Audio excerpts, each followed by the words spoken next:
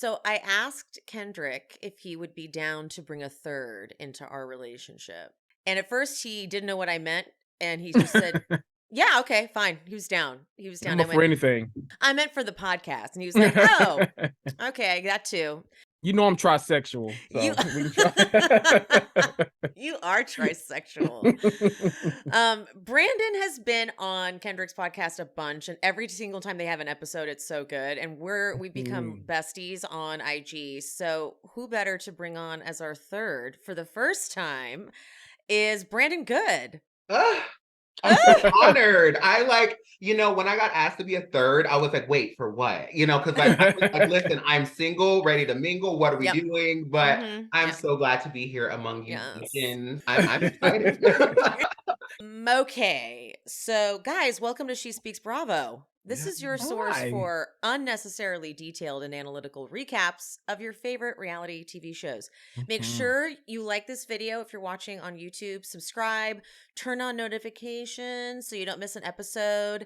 And for my audio listeners, please rate and or review the show on whatever platform you are listening. But also, thank you to everyone who did write a good review as of late. I had a total spiral. I made the grave error of checking my reviews, and I had like 3 bad ones, and I was like, I quit.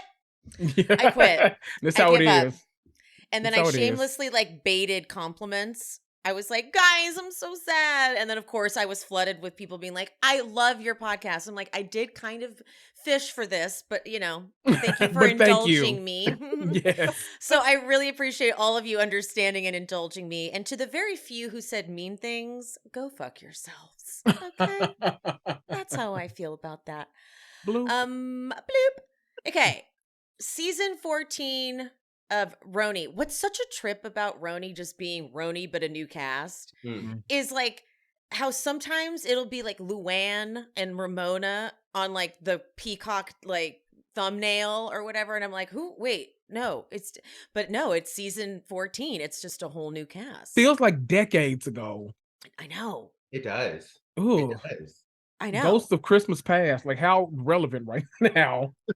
So because Kendrick was out last week, and if you guys haven't already listened to his episode, his comeback episode over on his podcast, because we did already get into a little bit of RHONY, and also just like where he was and how he's doing. So we're going to do part 1. We're going to I'm going to say lightly, but I'm sure we're going to have a lot to say because there's a lot to say. Ubah. Let's start with the fact that Ubah had been sending that group chat. Once I get in Karen, spelled just like Erin with the K in front of it, which is just brilliant. There's like layers to that right there. You know what I mean? Love. Saying once I'm getting into her, like, don't interrupt. Let me go for it. As much as maybe I want to say Ubah like didn't deliver what we thought she was going to, there's editing was very weird on this reunion. Now that we've seen the full thing, I'm watching it going, now why did they leave so much of like Brynn's segment in where we're talking, like they talked about so many, like who have you dated? What about this person? Let's talk about that. Like this should have, I hate saying this, been a 1-part reunion. Yeah. They could have condensed all the good stuff down into one. Next season, we'll get more drama because they have all this history. The reunions always cause drama. Right. So they bring that into second season. So the last time we were together. The last time we were in New York. In New York. Down the street. It'll be the last time we were all together down the street. Exactly. Exactly. The last time we were all together. Why, for some reason, you can't break that. You can't say at the reunion. Right. It's so stupid. I'm like, we viewers know they mean the reunion. And I feel like Bravo, because they break the fourth wall every now and then. I'm like, keep with that theme. It makes it even more realistic. Like say at the reunion, so then new viewers can say, oh, well, let me go back and watch last reunion. That's a good point. They were hanging out last week, Especially since they usually flash back to the reunion when they're like, when we were in New York, and then they show the clip from the reunion. I'm like, why can't they just say that?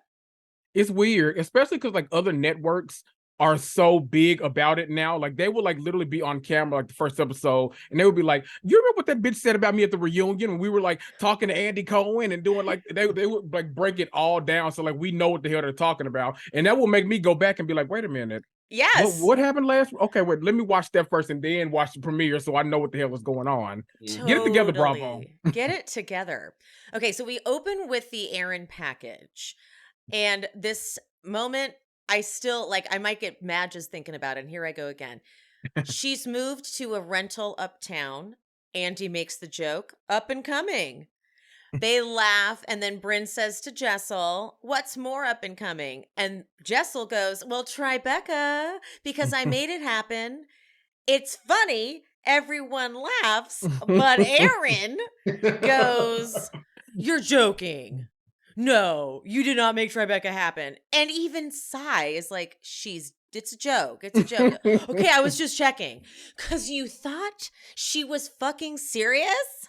Exactly. Gotta love Erin, girl. You know how she is. It's too much. Like, I was talking to one of my best friends about the show, and I was like, what we're watching with this cast, what I love about them and hate about them at the same time is they personify different New York women. And I feel Erin is that person who's so literal when it comes to certain things that should have levity. Point.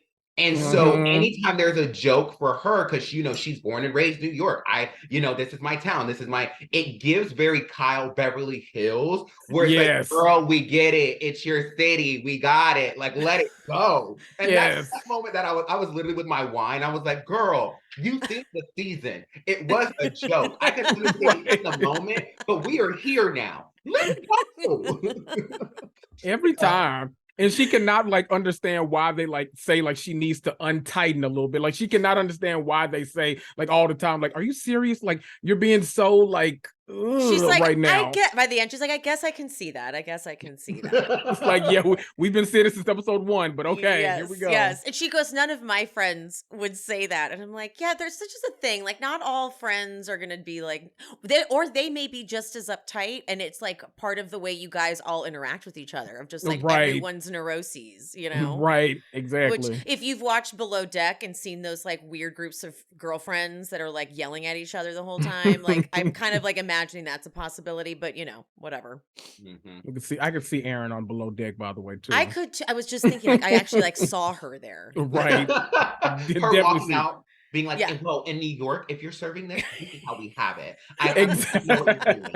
I'm gonna pull up this Instagram page from this restaurant down in Tribeca so you can know how to serve it. Give me 1 second. I feel that's what she would do on Below Deck. Exactly.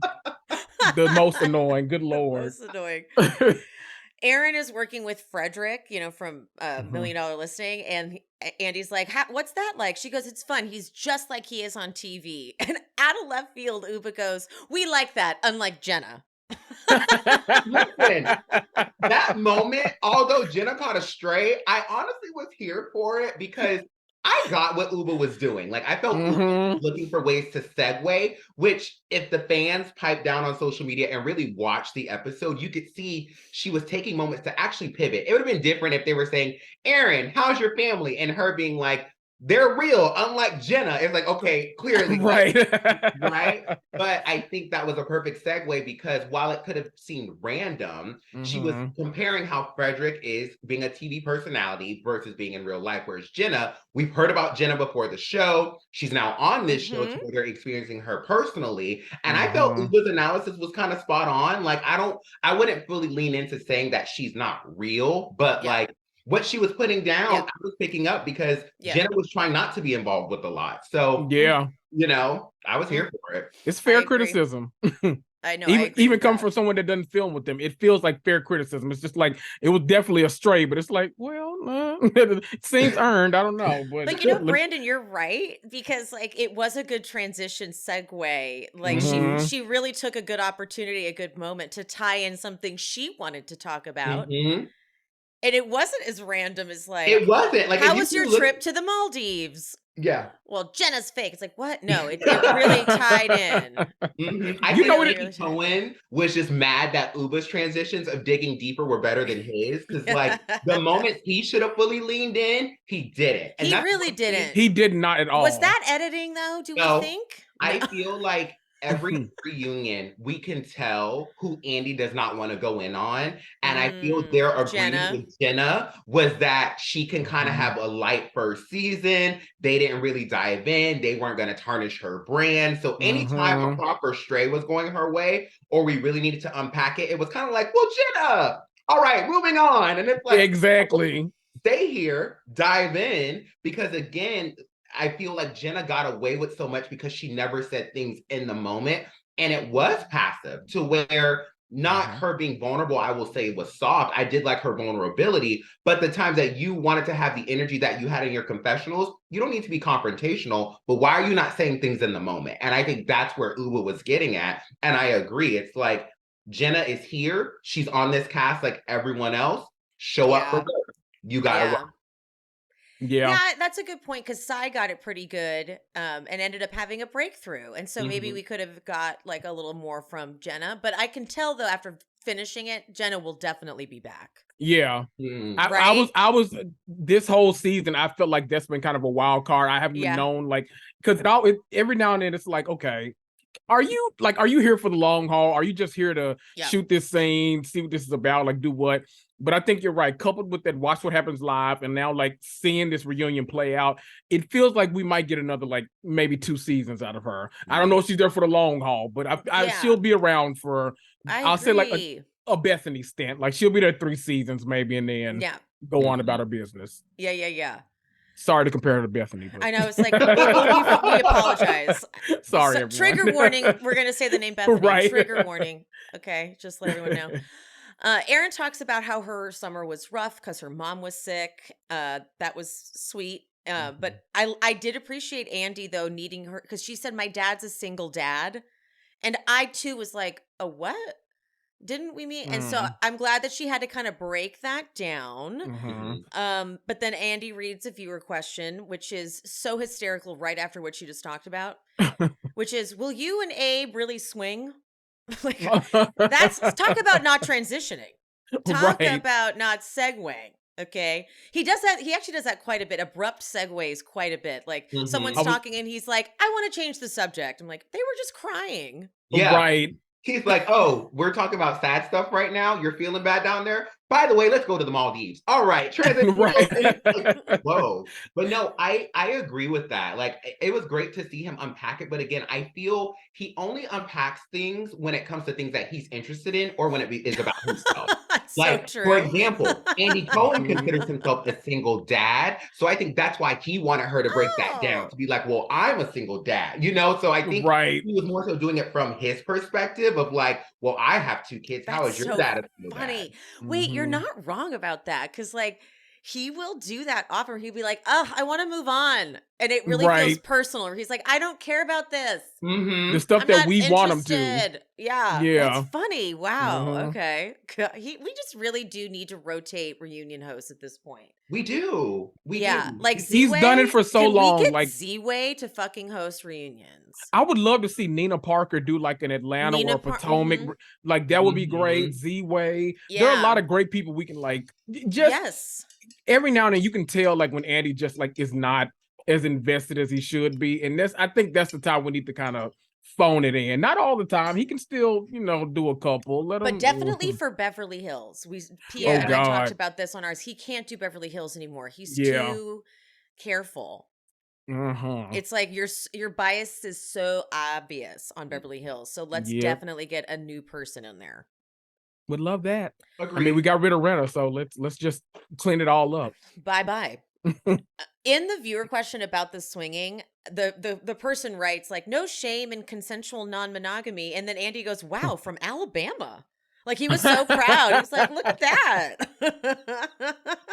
Like I know you lying. I feel like that was Andy's question though. You know how they have some written questions, and we've seen Andy try to get a little cozy when it comes to the male co-stars and the husbands. And I feel like he was like, you know what? want to know. Yes. And then it's like, let's throw Alabama under the bus. Because you can't just put any name. So-and-so from such and such place. It's like, did they?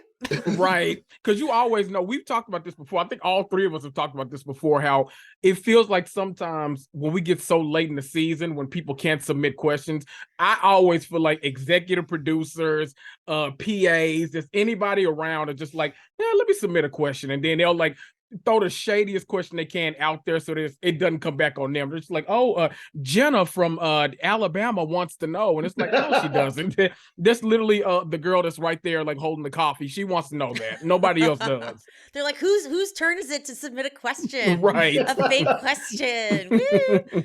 But Erin got real shy. She's like, we were just playing around. We like to talk about sex with our friends. Honey, you were not.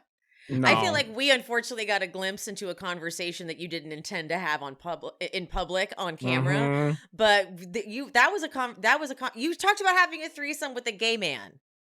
You're not kidding. And I'm not talking mad about at it. No, I mean, listen. Makes you a whole lot more interesting, Erin.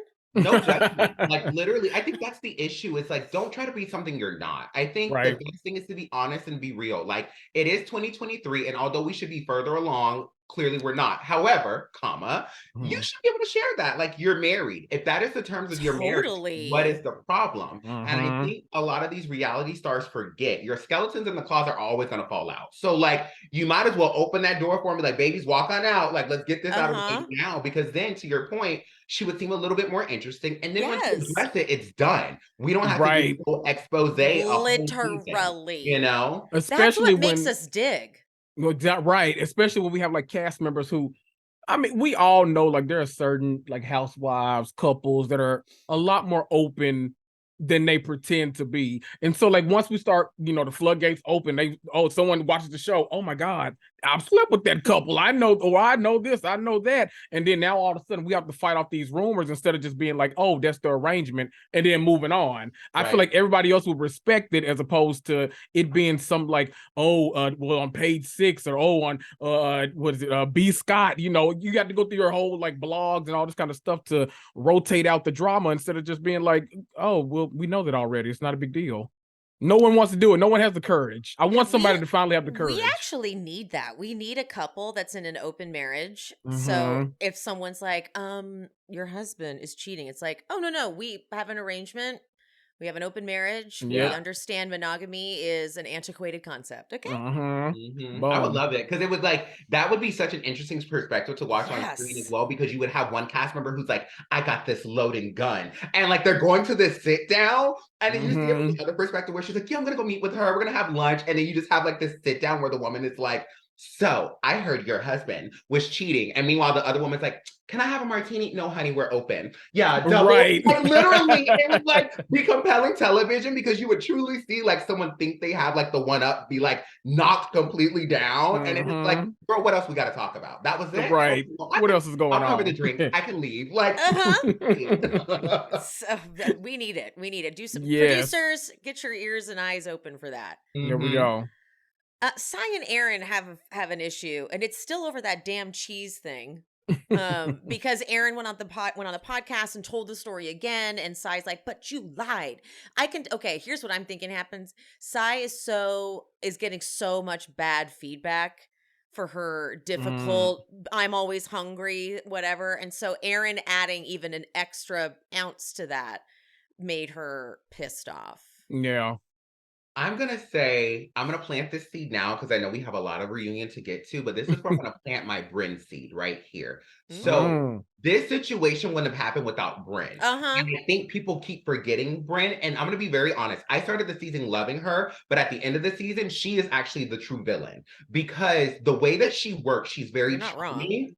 And even in episode 1, if you remember when her and Erin go privately to talk about it, Brynn cops to being like, yeah, you know, I did it because she was just so, you know, on it. And so it's Brynn, I feel, that laid that work, because I think where Sai is coming from is like, Erin, girl, we squashed this. Why did you then say it? Rightfully so, Sai got backlash, but I think she was more so mad at the fact that you knew this was a lie. And then you then went beyond that. And then you have Brynn adding in her 2 cents every now and then at the reunion. I was like, girl, shut up, because you did this.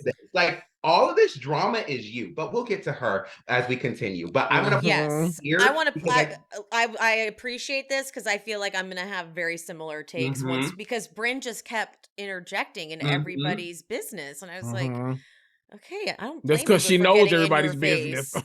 Yeah, exactly. She is, and when we say villain, it's not meant to even be like an insult because really it's a compliment, but it's just she's not the angel at all. no, Right. no. And it makes her interesting, but she's definitely stirred up shit. Erin gets all the flack for that, but Brynn actually does it worse.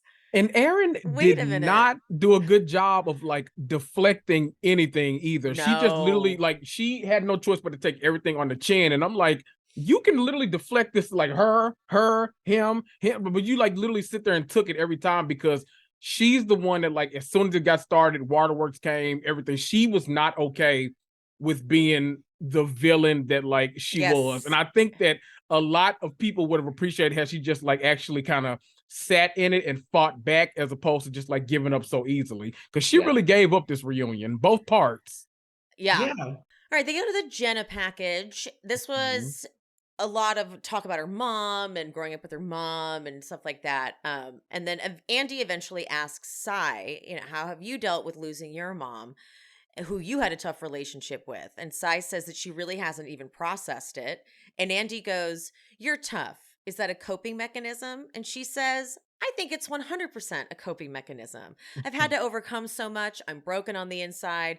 But at the same time, I want everyone to look at me and feel happiness and positivity. And I mask it with humor. You guys, I'm like, I literally don't know who you're talking about. When she took a pause, she goes, I want them to feel happiness. I was like, no.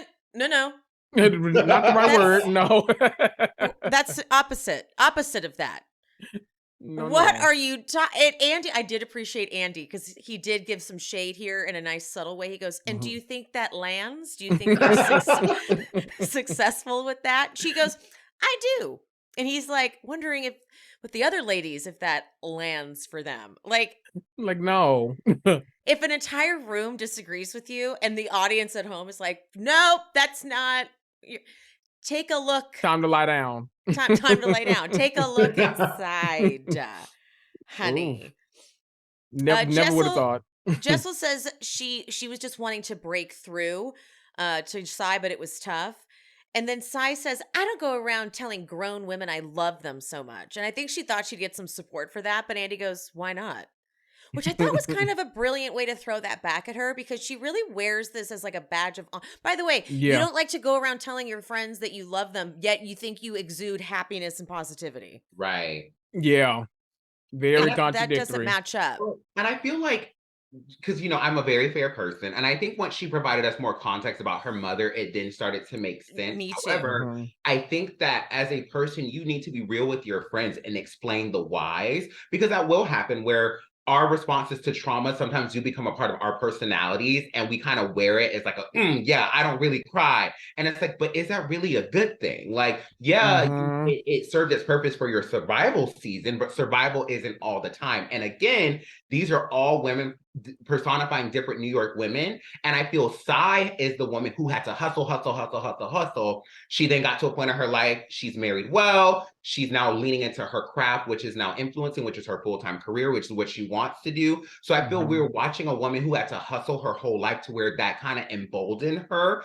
Add in the mixture with her mom, it then makes sense. But I do think it was great Andy pointed that back to her, because I definitely think it was a moment of reflection to be like, think about what you just said, you know? Yeah. And why is that so bad even if you did that? Like, right. It doesn't make you better than anybody. Right. Doing that. Andy steers the convo back to Jenna, and he gives her props for, you know, going through so much. And she goes, oh, but she makes a joke like, there's a divorce in there or whatever. And Sai says, you don't celebrate your wins. And Ubah goes, that's what I meant.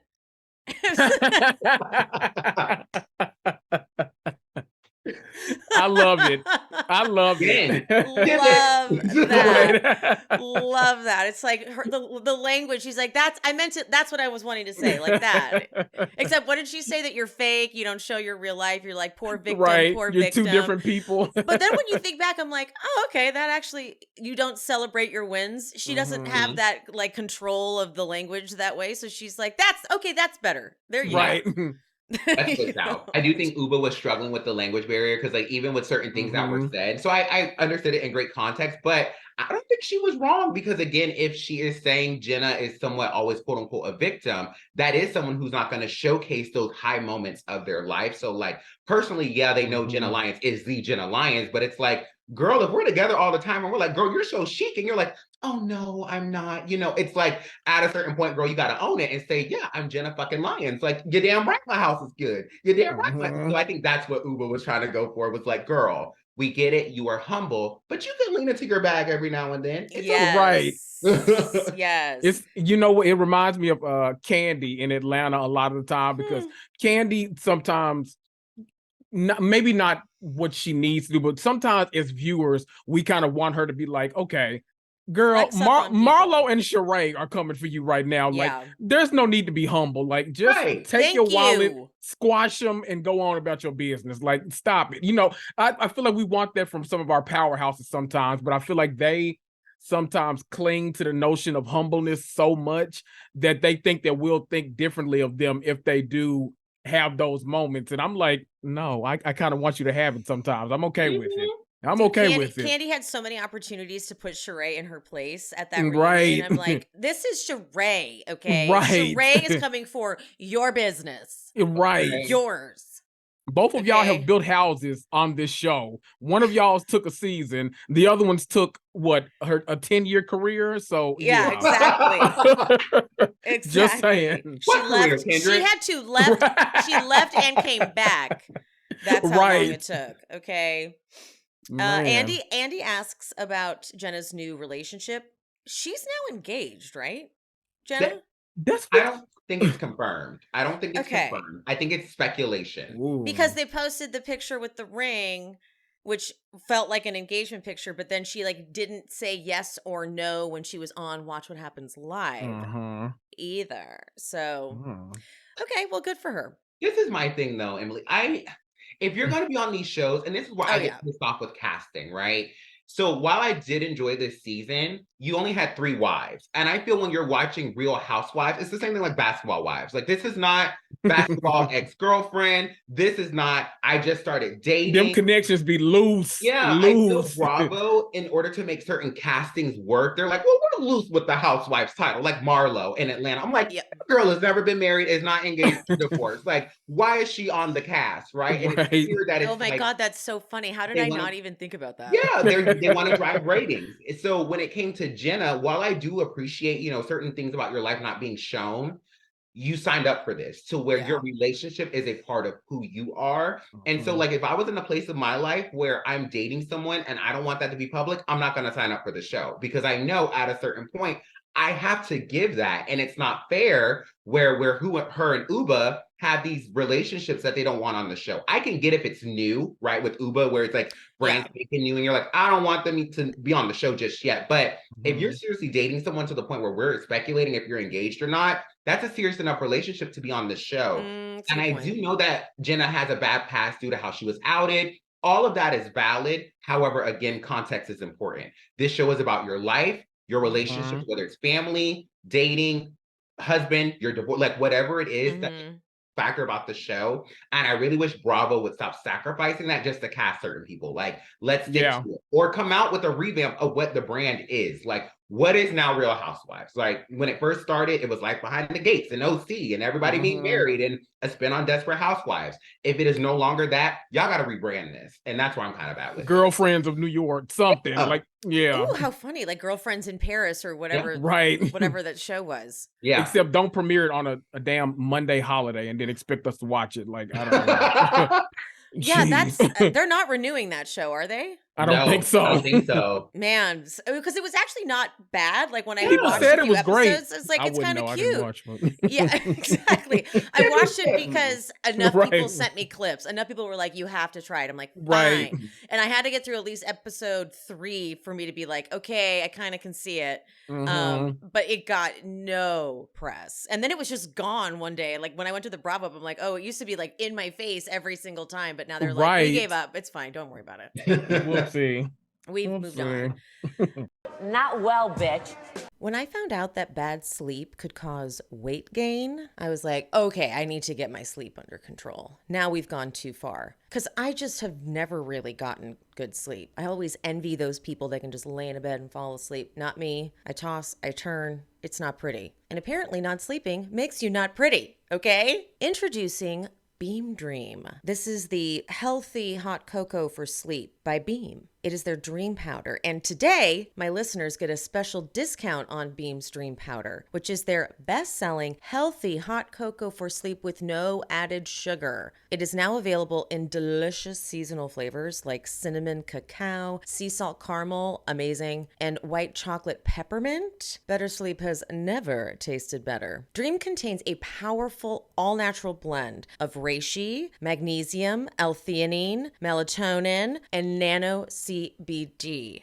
Talk about a powerhouse of ingredients. They help you fall asleep, they help you stay asleep, and you wake up refreshed and healthy. A recent clinical study revealed Dream helped 93% of users wake up feeling more refreshed, and 93% reported that Dream helped them get a more restful night's sleep. You just mix Beam Dream into hot water or milk, stir or froth, and enjoy before bedtime. I'm a big fan of the sea salt caramel. I love having that. I have that every night around midnight.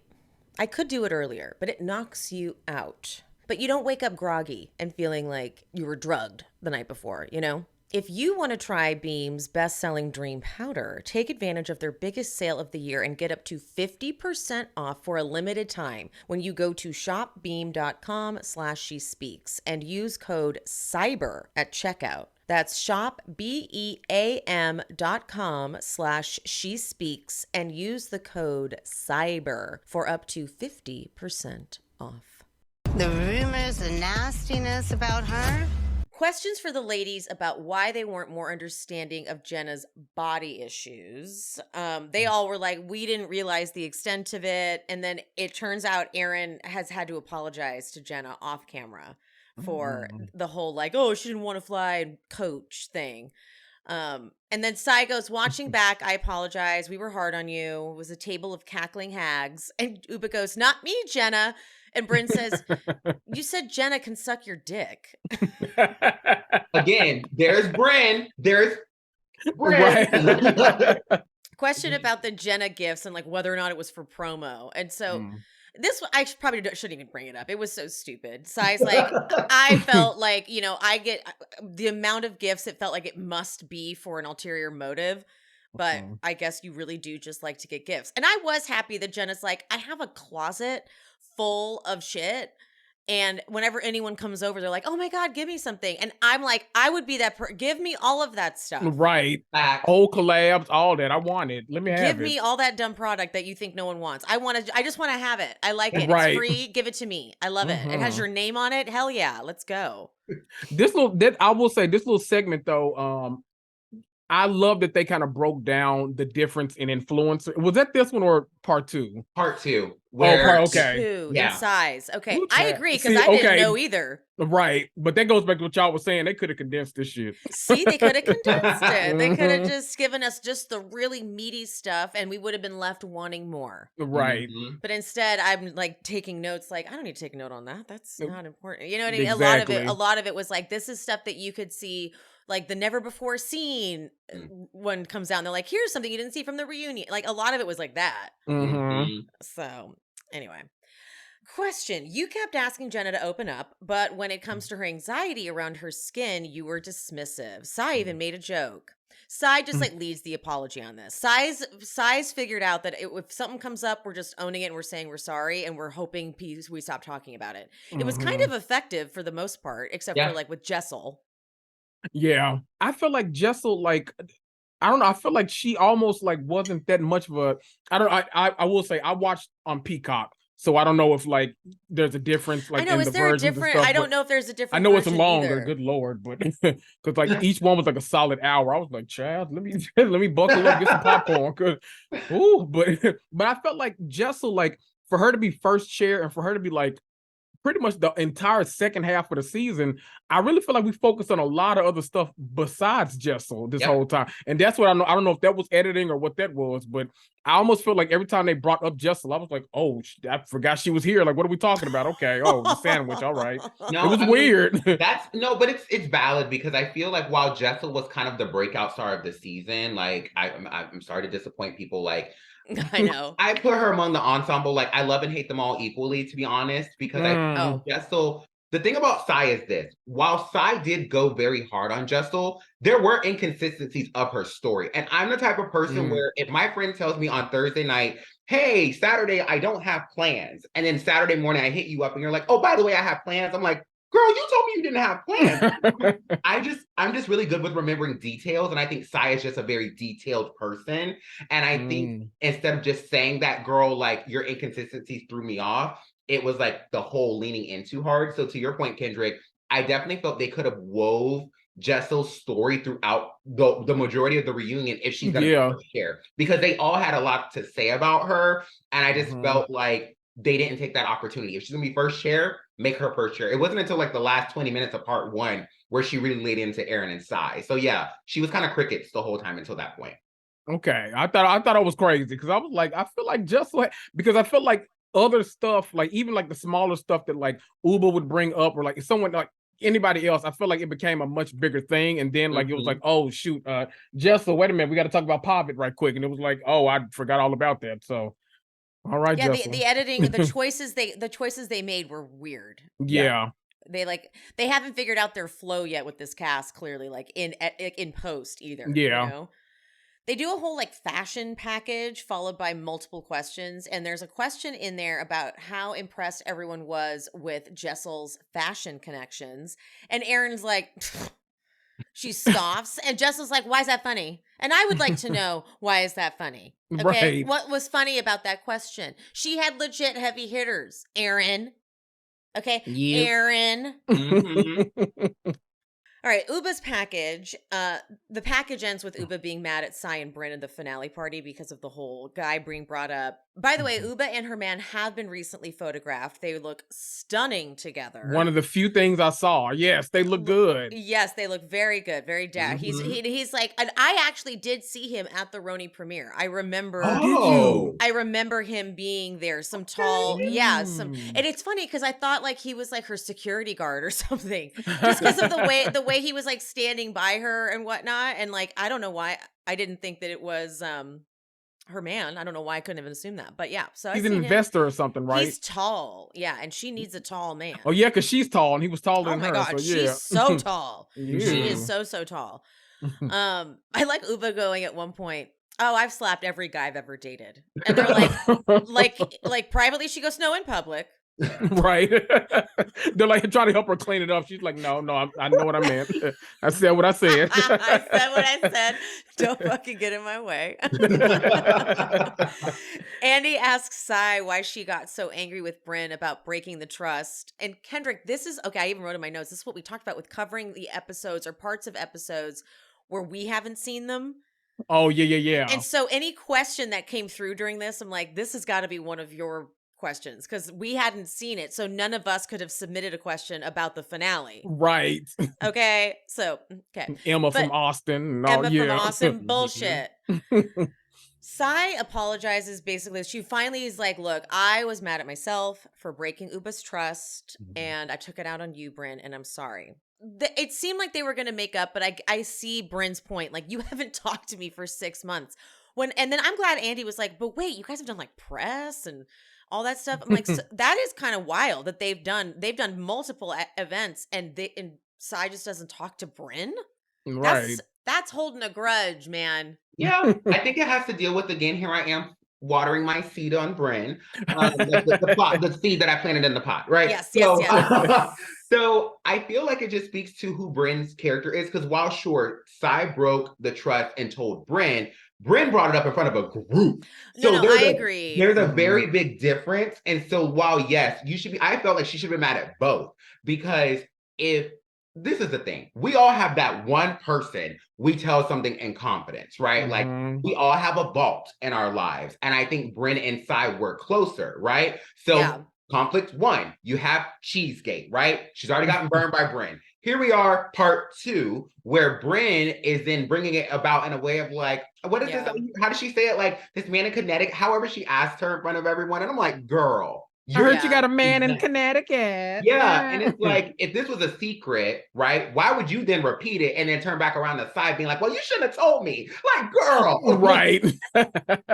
You're completely right, because if someone's ever told me something like, okay, don't say anything, but Kendrick is dating someone in Atlanta, and I'd be like, okay, well, let's say I were Emily, to be the people know I go there every now and then. Like, what are we? I just started something for you. One, I know. I just started something for you. So, I'll but pop if I out were with to like, Apollo next let's week. say I hang out, you don't move away from me with this Apollo. Do not, Kendrick. Do not, Kendrick. Of all the people to say. Me and Apollo and Papado next week. All the people to say. But if I were to decide that I was going to like let Kendrick know that I knew the secret, it would only be if like just me and Kendrick were hanging out. And I was like, okay, I haven't wanted to say anything, but I'm dying to ask you. So-and-so did tell me you were dating someone. I wouldn't know that this was some sort of top secret information. And then at a party, announce it across the room on camera. On camera. And Brynn is getting away with a lot in this case, because it's all basically going to side. But I'm like, Brynn, I would never do that. Right. She's like, you didn't tell me specifically not to say Connecticut. It's like, I'm sure you guys said, Sai's like, no one knows. Don't say anything. I'm sure that came out of Sai's mouth. And then did a little backpedal on some podcast of like, well, all I knew was like a house and a pool. So I just thought Connecticut. Right. Like, girl, you knew what you were doing. Like, like that's why I like I said, I started the season liking her, but at the end of the season, I know her game and I know it very well. And she's very charming. And when we get further along to get into her package, I'm gonna really dive in, because like she ain't slick. She may think she's slick. She's not slick.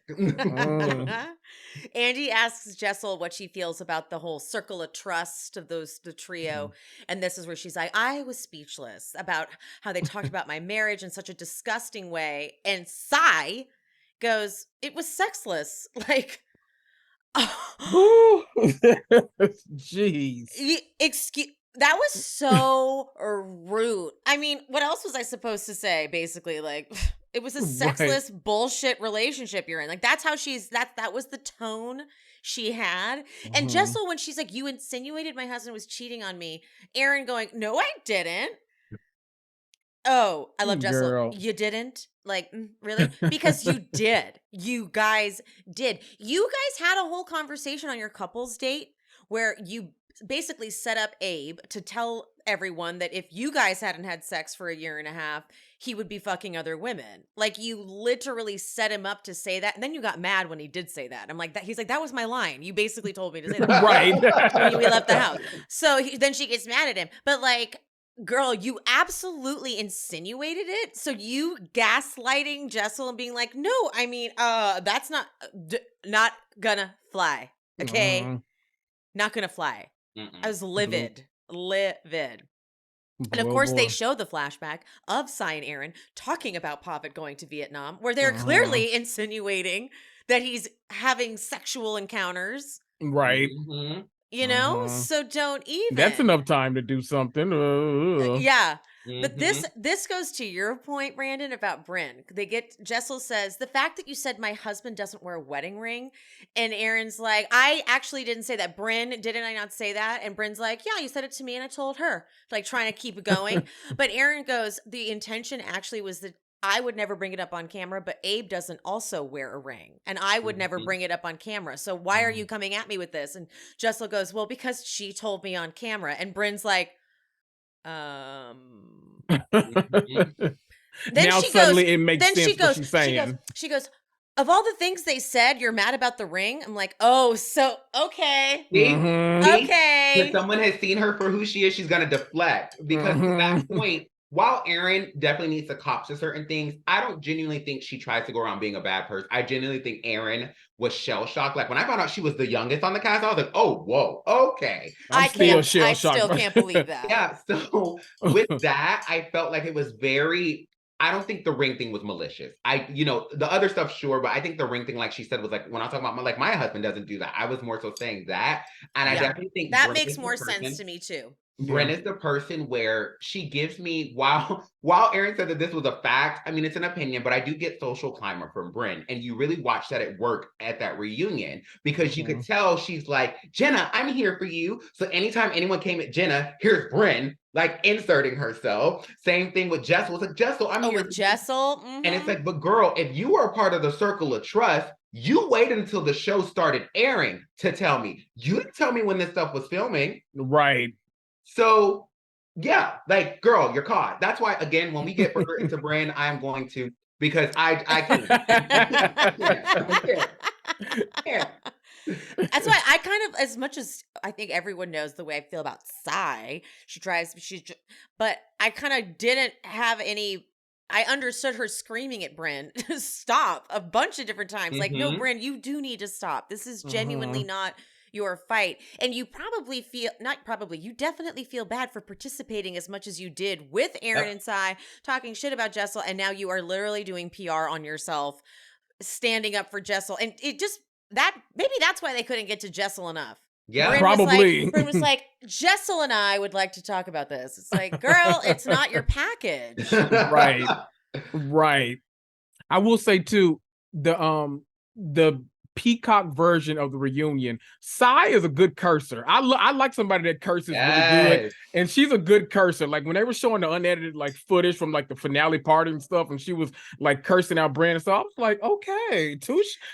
You feel like a New Yorker to me. I like it. The way she said it's not on fucking camera. Yeah, I was like, okay, I like it. Good point, I love a good cursor. So there we go. You're right. That actually was because we only saw it bleeped. So when you see her say it, I'm like, ooh. I was like, that had impact. Give me all the reunions uncensored, by the way. I agree. Hurry up. What are we doing? I'm so happy they're doing this now. It just really makes it better. I need them to go back though. I need some early Atlanta, some early Jersey reunions. Like I need all of that uncensored. Oh yeah. That season 2 Jersey reunion.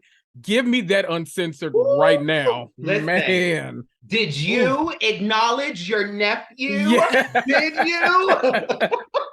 Yeah. Listen, this y'all want about Danielle Staub, but I was team Staub because they did so dirty, and I think she went into the villain bag, and I was like, if you're gonna be a villain, like at least go out like Danielle. Right. Mama took on 3 people at that reunion. Like she needed a break, but and a wife beater.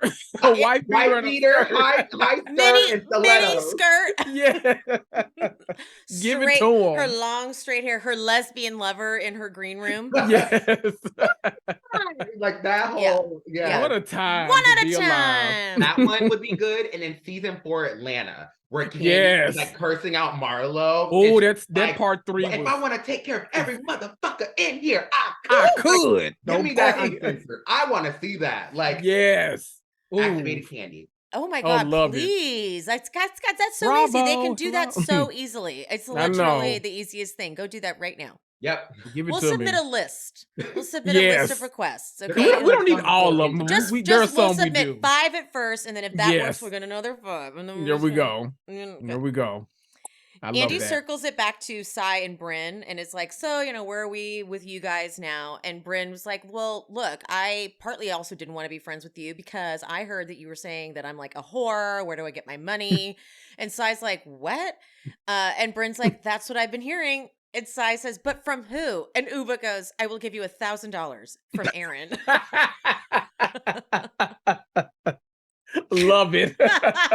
Erin's just like, God, no. I don't think she denied it, did she? She just like, whatever. She just like shook her head like, here we go again. Here we go.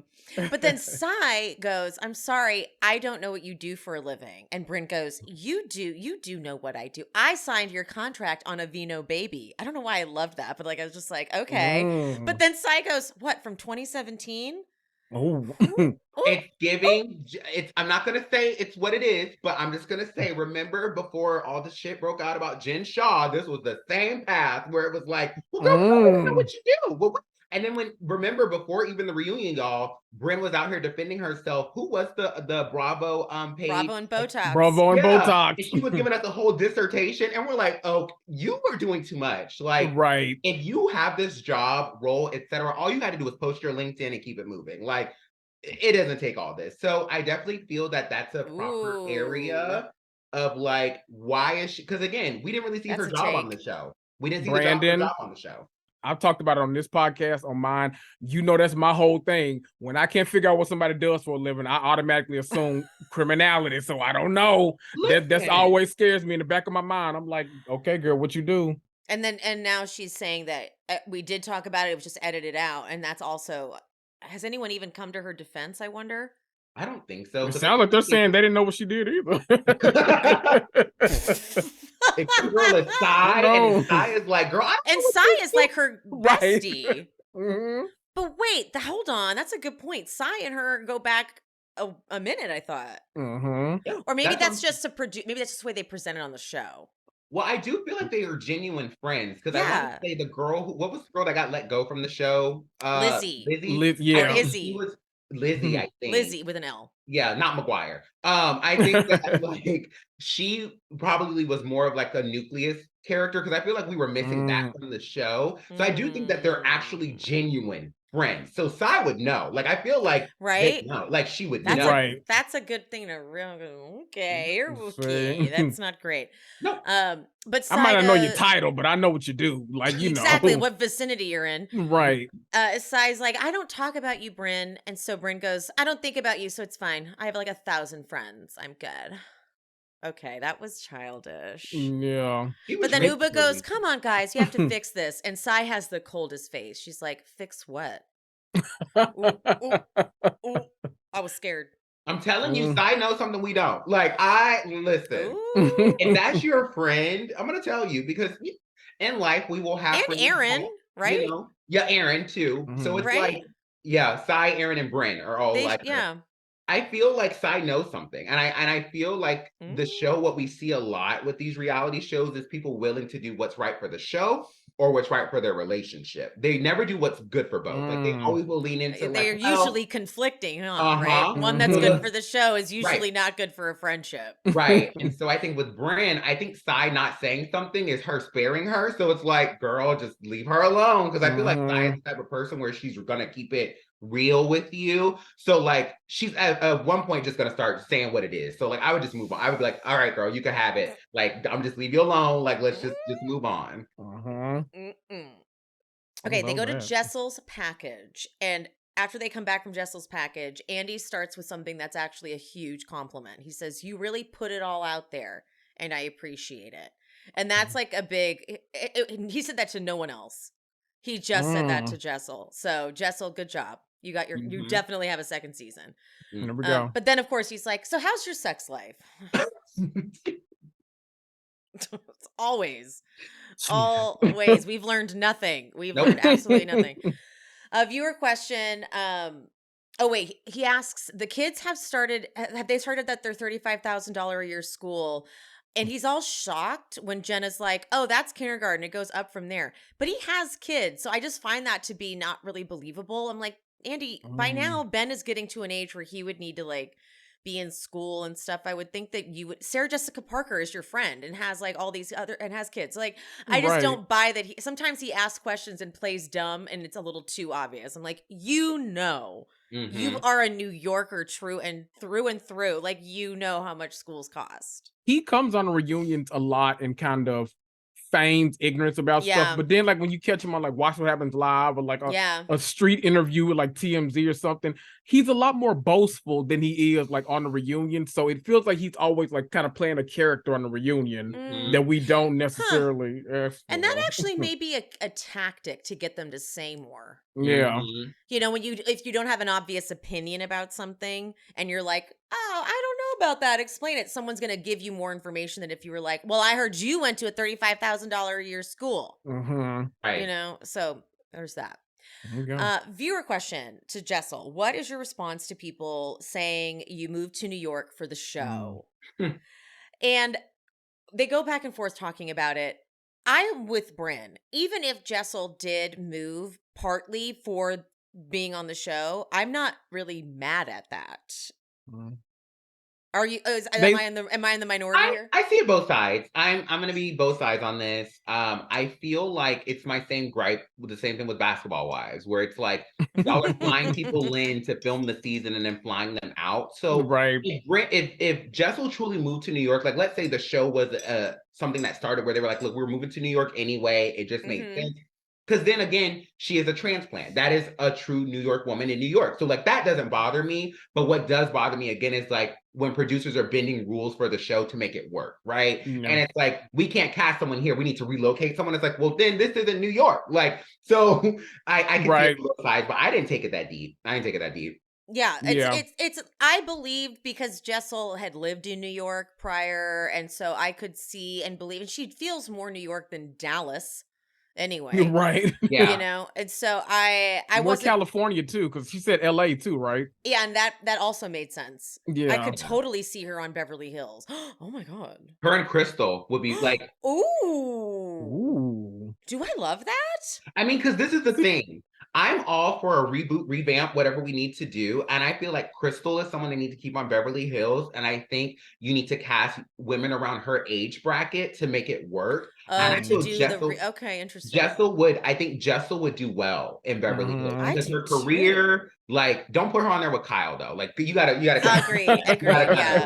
Yeah, but no, it's got to be like the new age of Beverly Hills. Like she wouldn't, like Erica. I don't need to see Erica and Jessel interact. No, and Crystal's got for real money, like for real money. Crystal, money we don't have to worry about going away Jessel, anytime soon. I don't even need Sutton with that vibe either. Like you're right. Let's do a whole new thing, a whole new crop, and Crystal can be the one that stays because she's like the young. Okay, yeah, I love this. Look at us coming up with really great plans. I know. We are. Boom. Can I bring us something super random since we're talking about Crystal? I'm just now getting to like scrolling through social media. So I'm just now seeing her tagline. Does her tagline make sense or does it not? Because I had to sit with it for a minute. I was like, and I love me some Crystal, but I was like, well, is this what this means? I thought it made sense. Okay. The streets are saying the taglines were plagiarized. So there was some Bravo page who had like speculated what the tagline should be for the season and had released it months ago, and then they just posted how Bravo needs to stop stealing taglines from fans, and they had given the read one. I want to say it was Crystal too, and I want to say someone else on there has like a tagline that they got off social media or whatever. And so with Crystal's, I'm like, if this is work of that, like, it sucks. But the thing is, the producers pick their tagline for them. Like, they don't get the final one. So it kind of sucks if the producers were like, well, we're going to make Crystal sound like this. It's like, well, damn. Right. Like, how do you come back with that? That's what makes me, when I found that out about taglines, I was like, oh, well, I used to think that they like racked their brains to come up with some of them do, and they don't always use them. But like, it's just very different knowing that a producer wrote them. Right. And they were like, I like that one. I was like, okay, well, then that's not. I really thought, because like Atlanta ones are so good. Like Atlanta ones. I feel like some that are really, really good are probably the ones that they pitch themselves, and actually like the producers are like, oh, that's perfect. We'll go with that. But then, we can always tell, like when you're listening to all the taglines together, there are always those ones. It's like, okay, that was an afterthought. It's like no one it's cared like a about template. That. They're like, we found this other tagline from this other cast. Right. It works universally. Right. Like Candace from Potomac was obviously hers. Like that one startled me a little bit. I was like, I was not expecting it. I was like, oh wait, what is this? Wasn't the Candace season 6 is going on right now? But it's Candy saying like, I may be small. Oh.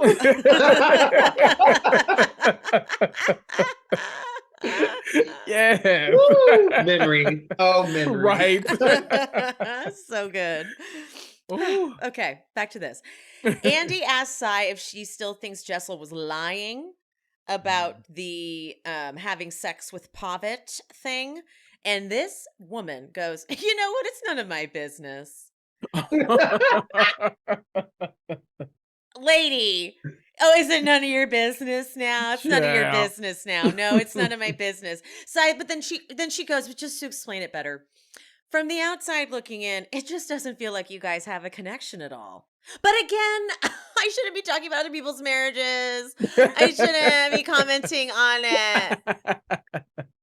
What a nuclear bomb to just throw out there and then just like look the other way like you didn't do anything. And then Emily, didn't she say something like, but if it works for you, like, yes! you know, like it was like, well, damn, like if that was not backhanded, like, right. I'm not going to speak on it, girl. Clearly from over here, it looks a mess, but if that works for you, right. Like, yeah, if that works for you, having no connection with your partner, then, I mean, who am I to say, who am I to judge? Right.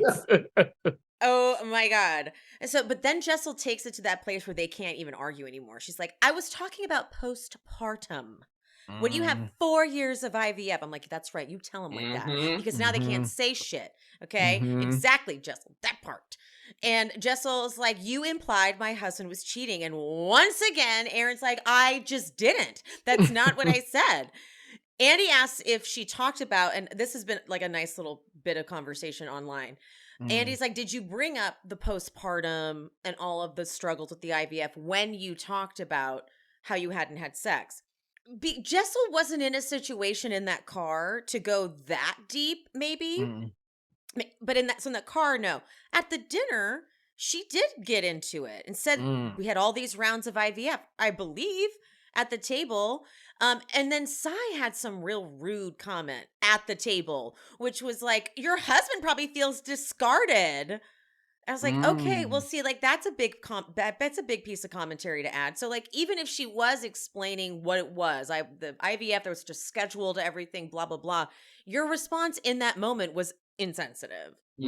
So I don't think even if she had gone even into any more detail, which I'm sorry, Jessel handled that really well because her going, your husband probably feels discarded. Jessel just goes, maybe he does actually. Right. Like she wasn't hiding anything. This wasn't any scandalous thing. She was like, don't talk about it. She was opening up and probably learning for the first time that she needed to snap out of it and get the mojo back. You guys wouldn't have given her any grace, period.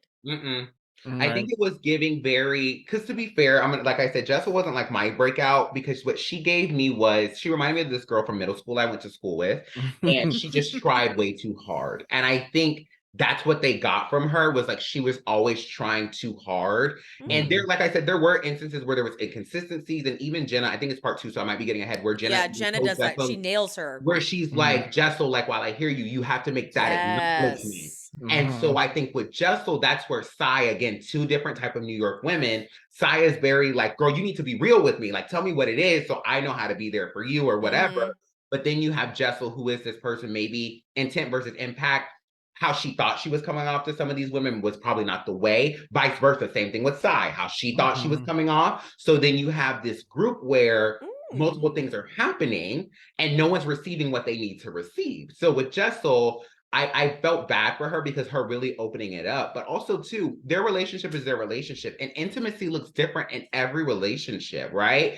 And I just feel like they could have even just landed on that. Like, that is their marriage. If that's what works for them, leave it there, moving on. That's where I landed, because I'm like, even if she didn't like outright say postpartum, just like from like one person that's given birth to another, I feel like you can remember what it was like those months afterwards or that year after, like whatever it was. I feel like asking someone to give grace in that moment isn't like the wildest thing. And I feel like anyone on that stage could have just been like, you know what? I feel like they're probably like, you know, going through that. They're probably in that period where, you know, you're not thinking about sex. You're not doing this. You're trying to focus on sleep when you can get it. You know, it's not one kid, it's two at one time. At the Two same newborn. age. Wild. So like I feel like while like I get what they were saying about like, did you explicitly say it? I almost feel like, did she need to? Because like I feel like you could have just inferred and been a little more sympathetic than you were. Another point to that too. Okay, so if someone says and admits, I haven't had sex with my husband in over a year, that's a big thing to admit. Right. Like, I'm out surprised loud on camera. Exactly. Like, she totally did not need to share that. She could have just said, oh, we're kind of in a rut. She said, we have not had sex since the twins were born. And they're like, whoa, that was a really long time ago now. And so just that could kind of feel like, oh, this could be an issue. Maybe like, I would know just as a woman, I would know like, oh shit, okay. Right. It wouldn't feel like, oh, he's probably cheating on you. It would feel like, you're telling me that? I would like to ask more questions because, like, I've also been in a relationship of a long period of time where I didn't even want to have sex with that man. So I would just be curious from like, you know what I mean? That's just a really honest thing to say. Like and that's also, I can see really why Andy's like, thank you for sharing everything. Because typically what would have happened is she wouldn't have said something like that. And then the Vietnam thing would have come up and then they would have noticed like a weirdness in the relationship and been like, she's not being honest. I don't think they've, you know what, they would have speculated anyway. And she's like, I don't, because for her, she's genuinely like, this isn't a scandal. Like, we've just been together so long. We were friends and like, I've learned that I kind of forgot to love him. Okay. Right. And so yeah, I think that alone is an alarming thing to hear. Like in a year and a half. And you know what I mean? Yeah. And I feel like too, just like last thing on this point, I feel like too nowadays there are so many relationships that are like based on sex, like where people like, they're coming into it like, I find you hot. I think you like, the whole thing is just like sexual chemistry or bust, that a lot of people can't relate to people starting out as friends.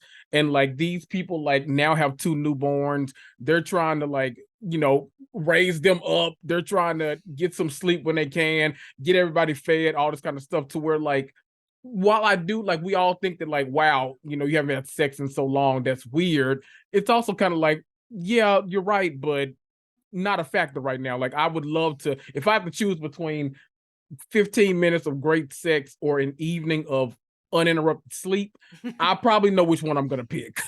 Just saying. Exactly. How could you do this to me? Question mark. The seasons, they're changing. It's starting to feel like fall. Seasonal flavors of things are coming into play. But I'll tell you what is never in season: body odor. Okay? I know I've preached about Lumi plenty of times, but I'm going to do it again because I have been using Lumi for years, almost at this point, a decade. Lumi was created by an OBGYN who was tired of the vagine getting all the blame for odor down there. She realized that body odor is actually not just an underarm thing. It's everywhere on the body. She formulated a pH optimized deodorant that's clinically proven to control odor everywhere for up to 72 hours. I recommend showering within a 72-hour window, but hey, if you can't, you got the Lumi. I discovered Lumi. I was working in restaurants. There's lots of running around and whatnot, so it makes sense that body odor occurred. But I just happened to hook up with someone new, and a couple days later, I smell a smell from that bikini region that was a new smell. And I was like, oh, I have an STD. Wonderful. So in my Google searching, I was then targeted by a Lumi ad. And once I saw deodorant for the whole body created by an OBGYN, I was like, well, it'd be a lot easier if this was just body odor and not an STD. So I impulse purchased the Lumi. Boom. Used the Lumi. No more odor. It smelled like the lilac scent that I got. And problem solved. Never called that guy again, I'll tell you that much. I was too scared. What makes Lumi different than any other deodorant is it was created by an OBGYN for the entire body, but it's aluminum free, it's baking soda free, it's paraben free, it's pH balanced to use below the belt, and it is clinically proven to control odor better than a shower with soap alone. 12 hours after a shower, the average person has an odor level of 6 out of 10. With Lumi, the average odor level is a 0 out of 10, okay? Lumi's starter pack is perfect for new customers. It comes with a solid stick deodorant, cream tube deodorant, 2 free products of your choice, like a mini body wash and deodorant wipes, and free shipping. As a special offer for our listeners, new customers get $5 off a Lumi starter pack with code SHESPEAKS at lumideodorant.com. That equates to over 40% of your starter pack when you visit lumideodorant.com and use code SHESPEAKS. Not well, bitch. Then the question comes up about, you guys wanted Jenna to open up so badly, but then Jessel opens up and you were very dismissive of her story. I know this may be a hot take from me because of where I've been on this whole thing, but I kind of understood finally the way Erin was explaining it. I just don't think she's been explaining it right this whole time. Which is when you start, if someone tells a story, like Sai tells her story of growing up, and then you say, I also grew up with nothing, and then tell your story, it sounds like you're equating it. Yep. When, as you pointed out, when Jen is like, what you're missing is establishing that and acknowledging that there's a difference. Right. That you're not saying it's the same thing. And that really would have helped because Jessel did sort of keep saying, I grew up with nothing, I have nothing. And as we got through this conversation, she grew up more privileged than I realized. Okay. And I'm not saying she grew up privileged. I'm just saying, like, when she says, someone writes in, how do you have a savings at the age of 20? Like, that seems kind of privileged in and of itself. And she's like, but this is also how out of touch she was. She's like, well, no one knows. It could have been $5,000. It could have been $10,000. Yeah. Like, those aren't the words. Those are too high a numbers because you still don't get it. Like, people don't have any savings. Right. And she's, and Erin going, see, but your parents paying for college so that you could work and save your money. Like, that's privilege. Right. Jenna was so sensitive in the way she explained it that I think Jessel got it.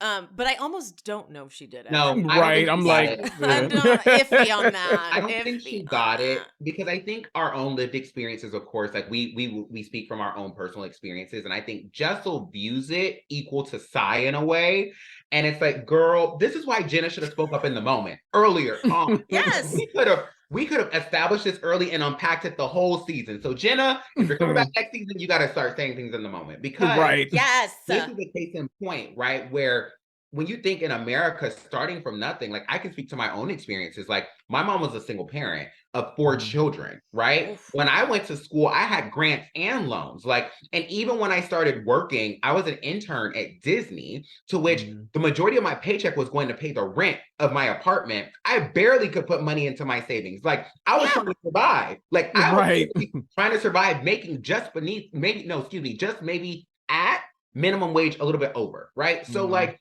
I can understand why Sai and Erin are like, girl, like parents paying for college, that's already a privilege, right? Then a savings account, for her to say it was in the thousands, I thought she was going to be like, $5. $5.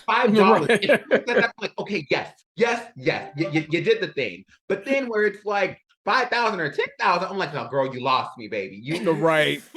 Where are we going? Nope. Damn it, Jessel. Damn. Nope. Lost it all. Nope.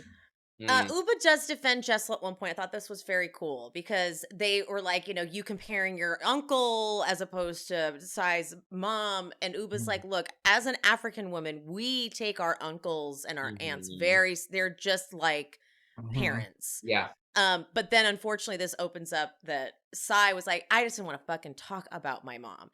I said it when we recapped the episode. I know I said, as soon as she said, just like your mom, I was like, no, don't bring that up. Retreat. Because it's definitely like trying to trauma bond, sort of, but an uninvited one. Like there's this, Sai is not in any way looking like she wants to be open and honest in this conversation with you because she's already pissed. You can just tell, you can just get her whole vibe. And Jessel using that was like the worst possible thing. But I am aware though of how scary it must be for Jessel to go to this lunch that she thinks is going to be cute. And then Sai is like, you're late. Why am I here? What are we doing? And Jessel's already like kind of socially awkward. So she's like, your mom. Remember how you said your mom died? Well, my uncle. It's like, oh, no. But that's like such a nervous thing to do. Yeah. Okay. Because like, I don't know what it's like to sit across from Sai. And I bet it's a little intimidating. Yeah. You know? Let's see. But then this is where Brynn keeps getting involved. This is where Brynn keeps stepping on in. And I'm like, can you, lady... Sai is explaining why she was uncomfortable at the lunch and that Jessel understands and whatever. And then Ubah's even like, yeah, you were 45 minutes late too. That probably triggered her. And Jessel's about to be like, I'm really sorry. Honestly, I can totally see where you're coming from. And Brynn goes, why is it that you're apologizing? I don't apologize to you. And I wish you wouldn't apologize to everyone else. They ripped apart your marriage. They ripped on you every time they got. And Sai's like, Brynn, shut up. Yep. Right.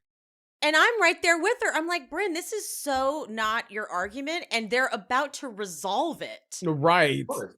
Because what she gives me, the term, one of my former therapists told me this term is called splitting, where someone wants to be friends with everyone, but they don't want everyone to be friends with each other. So you play the part of, you can confide in me, come talk to me, you can trust me, right? So let's say, for example, Emily, I call you and I say, hey, girl, don't tell Kendrick I told you this, but girl, he's mad at you. So I'm going to tell you something to try to fish you to see if you also have something negative to say about him. And then how I'm going to leave that is, well, girl, it's safe here. I told you that I'm going to turn around and go to Kendrick and say, Kendrick, I was just talking to Emily and that girl had a lot of things to say about you. That's what Brynn is doing. Because if you notice, the whole Jessel apology, the reason why Brynn is mad is because they held her accountable throughout the season. But what she's trying to do is prevent resolutions, because if these people start talking and start putting pieces of a puzzle together, they're going to realize you're the common denominator who's been running in between the group, sprinkling the salt on all these wounds. That's why I clocked Brynn, because I know exactly what she's doing.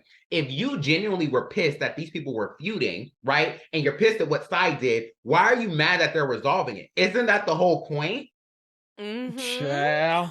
I'm telling you. You hit it then. Oh, you said that. That is so true. Just think about it. That's why she pipes up in these different instances, because she's wanting this feuding to continue. Because if we really work through the issues and talk about it, like to Ubah's point where she's like $100 million on Erin or whatever, if we really sit here and say, well, girl, why did you? Then they're going to say, well, girl, Brynn was the one that told me that, like, you're trying to manipulate the situations around you to benefit you. And that's why I kind of agree with Erin. Watching her work, it's very social climber, because she's aligning herself with Jenna, who she knows already has a rep, and you're aligning yourself with Jessel, who is the breakout star. And you're saying F you to your two actual friends, despite y'all having conflicts. Those are the conflicts that you would want to resolve the most. Social climb. You're right. Wow.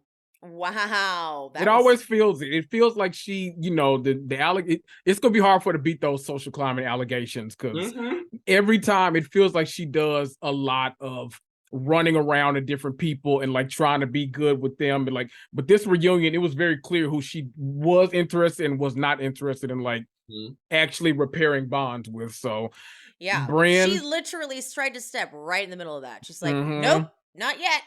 Yep. I'm still mad at Sai too, so you can't be friends with her either. Just wait till we talk about her and Ubah, because I'm gonna go in more there, because Viewer question for Erin.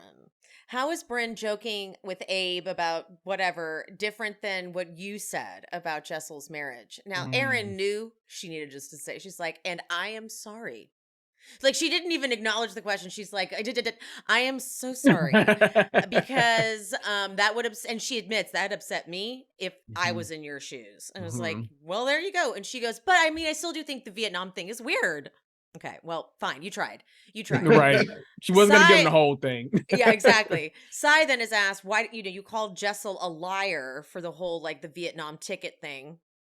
And Sai's like, look, I thought it was a lie, but maybe it was just a misunderstanding. Then so be it. And Jessel goes, but why are you so invested, though? And Sai goes, I was so invested. And then Brynn adds commentary about how invested, pinpointing everything and blah, blah, blah. And Sai finally snaps at her, and I was okay with it again. I'm like, shut up, Brynn.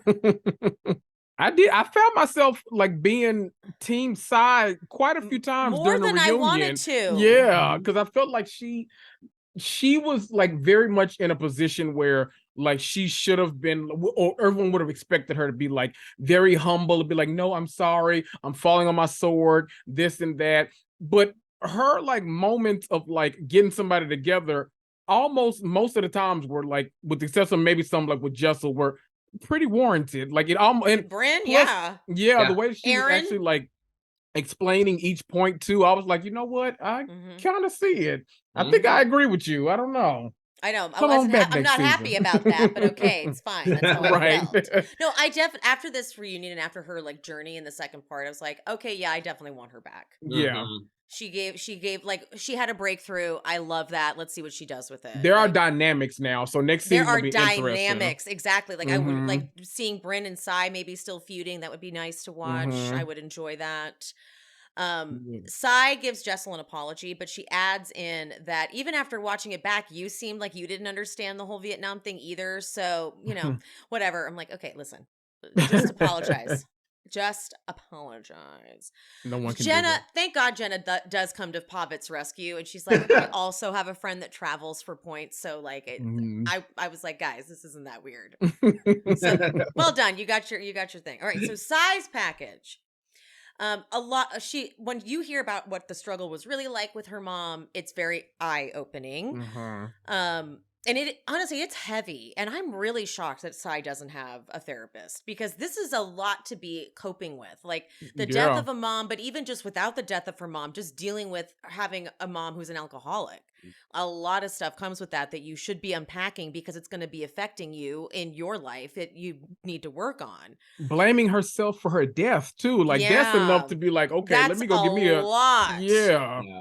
And like, unfortunately, I could understand why she did. Because like, you kick your mom out of the house 3 months later. It's like, yeah, you need to go unpack that in therapy. Yeah. And it could be, to be honest, I feel like, again, Sai is that woman who she's probably always had to trust on herself and rely on herself. Therefore, her survival tactics have become just so ingrained in her to where she's like, I don't need voices. I just push through. I push through. I push through. I can relate to that, because it's when you're like, if you are like the caretaker of someone, like with me being the oldest of like 3 younger siblings, like even when I go through my own shit, I'm still that type of person where I'm like, I'm gonna push through. Now, I do have a therapist, so she definitely get one, but I think again, that is someone who has to unlearn that their survival tactics, while they could work for a certain point in time, aren't the only resources that you need to navigate this. And her feeling like she was the cause of her mom, like, I got it, because it's like, you know, we've seen on Bravo times with parents, right? Like when we had a Dr. Simone on Married to Medicine, right? Where you have her, like, we get to see these things through a lens of people of color and like those different family dynamics. And so she probably has just always been that person that has to push through to provide, that in her mind, she's like, I have to wear this because it's my responsibility. And it's sad to see, but girl, therapy is beautiful. Get you a good one. I know there's some in New York, like, because you don't deserve to carry all that. It's not for you to exactly. It's not for her to hold on to anymore. Let's find a way to like put it aside, let you be at peace with it, because you will see a whole bunch. But I could tell she had a breakthrough. Like I could tell as she was crying, like, oh, this is the first time she's actually said this out loud like this. And I hope she keeps going. Yeah, me too. Off of that, though, Andy then asks what company her husband, because she tells her version of how her and her husband met, and it was not matching up with what we've been reading online. So I kind of just want to believe her. I don't want to be like an asshole and be like, you're wrong. But Andy asked then what company her husband sold, and she said it was a marketing company. And then like a marketing company, and then finally she goes, for sports betting. And I'm like, oh, you were trying to leave that out. What was the company? Do we know? I don't know, but Andy goes, he must have sold it for a lot because he's retired. And she just goes, he's happy. And that's this is how I view some of it. DraftKings? Ooh, don't get me in trouble. I'm just look, I'm being nosy. Let me stop. So this is where I always kind of have to like do the mental gymnastics where it's like, the wives sign up for the show, not the husbands. And while, there's like that impact. Me working in a corporate setting, I do know that certain things do involve NDAs. So sometimes you can totally be like, I sold this for this amount. So like, she probably totally. She was probably like in a rock and a hard place. And that's where it's poor journalism for Andy, because it's like he knows she can't answer that. Yeah. Right. And it's like, so you're making her appear one way, and it's like he will always do these things to try to bait people to like have them say certain stuff. And it's like, sir. Especially when it comes to like what they make, how much they spent on a house. Like he's always asking Heather Dubrow how much she spent to build that house, and Heather Dubrow is like, I will literally never tell you. Right, because my thing is, Bravo, are you not tired of having the feds have to come to y'all to get this paperwork to investigate these people? Like, literally, y'all want these people to talk about this money, so then when people have investigations to come to you. Like, why do we keep doing this? That is so fucking because when we think about it, remember how we used to get the price tags on the screens, right? But that kind of came to a screeching halt, and I've seen it come back in some way, shape, form, or fashion. Yeah. But it's like, why are we sitting here talking about people's numbers, right? Like, why? Because again, Bravo stars have also been victims of burglary. So like, yeah, dude. Why do we need to show, like, let's leave certain things like out of the conversation? I also like at least blur Dorit's. Yeah. At least blur Dorit's. They don't let them case that house because they apparently are the #1 target in all of Bravo. Sheesh. Okay, they get to Brynn's package. I'm like so excited because you've got me all hyped that you've got like Brynn stuff to say. So I'm like ready. I'm like ready for Brandon to lay in. She actually plugs her ears during her package because she didn't want to cry. Lots of her stuff was all about her family stuff in the beginning. But then then they get into, this is where I was like, this package is so like, this is fluff. Like, get through it. He asks about Gideon. She says, talks about her proposals and things like that. But I swear it was like one question after another, kind of on that level where I was like, I would go to type the note. I'm like, I don't care about that. Right. Nobody cares about that. It was like a solid 5 minutes, and that's a lot of time to take with nonsense. Okay. Yeah. Then they get into what Brynn does for a living. But Ubah does give her credit. She does say, no, she's brilliant. She's amazing. Brandon is sipping his wine like he cannot wait to say things. Actually, it's Saint Germain and grapefruit. Excuse me. Yes. Sorry. We love a little Saint Germain. I didn't have myself to make my Lenithia this evening. So yes. I have to get prepared because when I have to read, I need to be a little. You need to be a little. Yep. Got it. All right. Then we get to Ubah's package. Did you want to say anything though about the Brynn package? I can save. Okay. Okay, good. The phone debate. First of all, it wasn't off 45 minutes. I think we all figured that out. We're like, 45 minutes is some bullshit. Andy asked if anyone in the group thinks Ubah overreacted, and Brynn raises her hand, and I was like, you better keep your hand down. But when Ubah explains what happened, like, this is exactly what people who understood have been saying. She didn't storm down there and get mad. She cried in her room to her friend and said, I'm actually going to take a second to relax about this because I'm really mad. I'm not going to get in her face. And then she hears Erin all day long. She's been like, I'm not going to say anything. I'm going to wait till I've calmed down. Then she hears Erin saying, don't talk about me, or like, don't say my name or whatever. And that is why then she reacted, which is literally what we said. We're like, she was not being mean to you. Nope. She was trying to get herself together, and you walking in all hot like that, like, keep my name out of your mouth. Okay, listen, because like we also said, why didn't Erin go, if she finds out that Ubah's upset with her, why would she not be like, I'm so sorry. I fucked up. I was a little drunk. I thought it'd be funny, but it wasn't funny, and I'm sorry. That's all she had to say. Right. But instead, she also avoided Ubah and then had the nerve to be like, don't say my name. To come with all that energy and then not be ready to match it when she gets it back. Exactly. And then when Erin said, I text Jessel, I have your phone, they go into the whole semantics of all of that. It's like, you actually didn't. You sent an emoji, and clearly it went over Jessel's head, which now I'm thinking about it. Jessel sends, does anyone have Ubah's phone? And Erin replies with the emojis. I probably would have been like, oh, I think Erin has it. And I probably would have been like, Erin, do you have it? But like, Jessel's like, well, I guess she doesn't. She just sent some emojis. Jessel. Actually, never mind. That was on Jessel. Were other people in that text message It thread? had Were to other have been people in the sending group chat, emojis right? too? It I was a think it group was chat. the group chat. Yeah. Yeah. And so I think someone else sent something. Like, Right. I'm gonna say in that moment, I was pissed at Andy Cohen because it was like he was trying to downplay Ubah's reaction. I'm like, no, clearly the woman did not cop to it. And like, sure, an emoji, but like, don't break it down being like, well, it was implied she had it. It's like, no, did she say it or did she not? Because she's saying, I texted that I had it. If I'm gonna be that bitch, I'm gonna text her and say, I got the phone. I'm not gonna passively aggressive send an emoji because to be honest, I know, just right. That's a good point. you could have taken that so many different ways of like, bitch, it was a lot to unpack there, and I'm really glad Ubah got a chance to say her piece because she was valid, and I'm still Team Ubah in that. So, I remain Team Ubah in that. 1000%. But Erin does finally though admit, and I love growth, so I'll take whatever I can get from anybody. And she's like, I should have brought your phone down as soon as I got the text from Jessel. It's like, yes. Right. If you know she's now looking for her phone, your prank has been accomplished. The prank is over. She's been looking for her phone. Ha ha, I have your phone. Then you could realize how dumb your prank was because it's like you had her phone. Right. Why? But that is when once you realized she was looking for it. Prank over, give her the phone back. Don't then be like, "Oh my god, I obviously had your phone. Like what's your problem?" You know what I mean? That's the issue, okay? She does Your Erin impersonation is always spot on, by the way.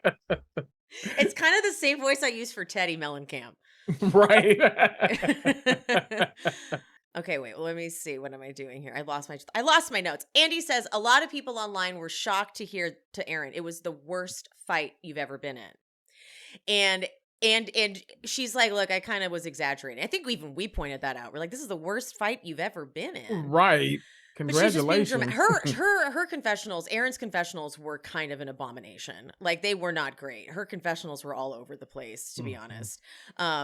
Andy asked if Erin had apologized, if she had apologized to Ubah. If she had apologized sooner, it would have been better. And she's like, yes, if you had said, I'm sorry, I took your phone, I could have calmed down, but you weren't talking to me, that would piss me off even more too. Like if you know I'm mad at you because of something you did and then you don't talk to me, I think you're muted, Brandon. Oh no, am I muted? Oh, now you're not. Okay. But okay, so then Brynn, for some reason, I don't know why, for some fucking reason, she gets irritated and she's like, it's called share my location. It's called find my iPhone. Oh. And when Ubah got mad, I was like, go ahead. Please. Yeah. It's nasty work because again, she was more so mad because remember Ubah then was talking to Jenna about like the whole thing too, because she was like kind of going all around, to which Ubah's perspective was right. And I hate how Brynn tried to discredit her being like, I'm also single too. And my family has to check in with me. And and it's like, shut the hell up. What I didn't like in that moment, what Ubah was speaking to was something very real. Like she lives very far from home. Like her relatives are trying to check in on her. You clearly can't use Find My iPhone without any Apple device. So you're telling this girl to use Find My iPhone. With what device was she going to use Find My iPhone? So it's like you're trying to pick her apart for actually speaking to things that she can speak to because it's against people that you're trying to align yourself with. Like, girl, cut it out. Like you're bored, you're tired, you ain't got shit else going on. Stay in your lane. And I just hated how she was like, taking it lower and lower, where she then was like going at Ubah. And then when Ubah was giving it back, I was like, as you should. As you should. When Ubah goes, you may be dead, but your phone is on. So what the fuck good is that? Okay, what are my parents going to fly all the way to Anguilla looking for it? Boom. Boom. Nothing to say now, do you, Brynn? But she does. But she's not done. Andy asked Jenna about her experience with Ubah getting mad with the cameras. And this is, I did not see this coming. Also, this was a bit of a language barrier as well. Because Jenna's like, I had said, in her mind, she said, I had a taste of Ubah hot. But what she had actually said was, I saw a side of Ubah. And that translated for Ubah as something very disrespectful. But no one's understanding exactly like why it was disrespectful. Jenna's like, I would never try to dupe you at all. And Ubah says, I didn't think you did. Don't confuse being angry with being assertive. And Brynn goes under her breath, that wasn't assertive. Okay, that was whatever. And Ubah's like, maybe you don't know because you don't know how to be loved and you don't know how to stand up for yourself.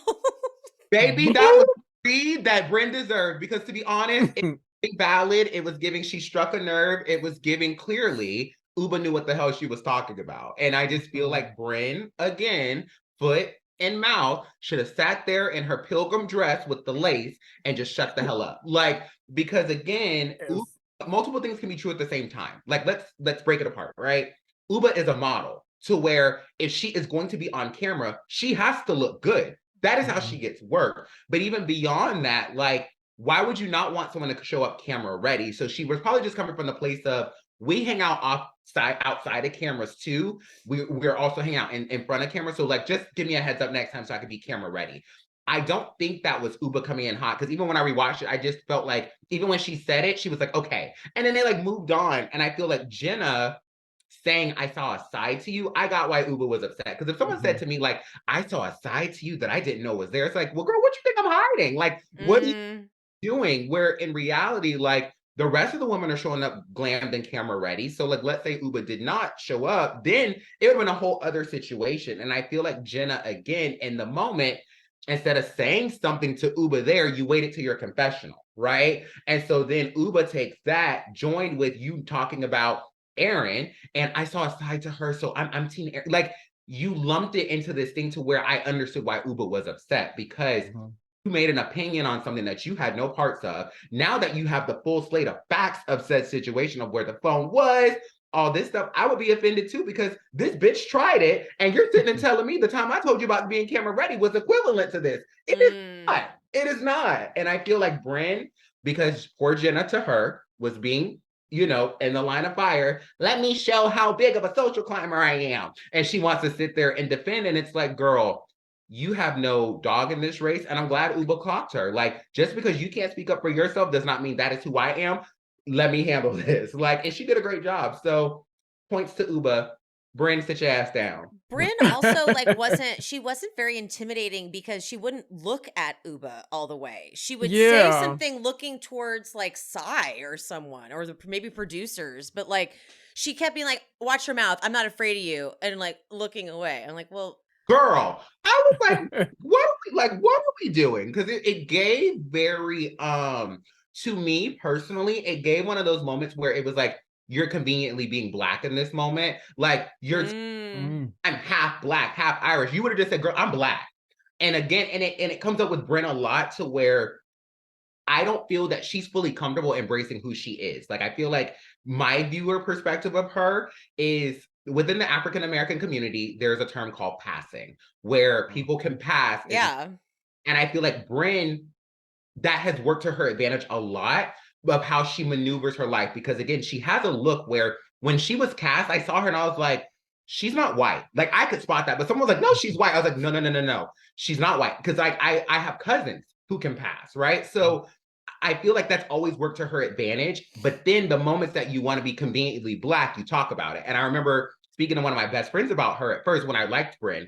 And he said, yeah, but Brandon, like, she talks about going to a Black hair salon growing up. But now, does she go to a Black salon, or does she have a Black stylist? It's very different. And I was like, you make a good point. Because he said, if she were to walk into a Black hair salon now, she would have a very different experience. And I was like, that is a very valid point. Like, she has a Black hairstylist, but we didn't see her go to a Black salon, to where you're now going to have to talk about yourself, right? You're going to have to now reveal, and really, people are going to ask you like, well, girl, since you kind of identify as this, what do you vote? What do you do this? What do you do that? What do you, these are very big conversations that do happen in the Black community. So when she was like selectively and conveniently trying to throw in Ubah's face, well, I'm half Black, I'm half Irish, to fight someone, that was very fucking stereotypical. And I was like, I know, right? I was like, what the hell is this? So I've had, but then, and also Ubah gets to say, I'm Somali. So like, that's, that kind of trumps anything you just like, said.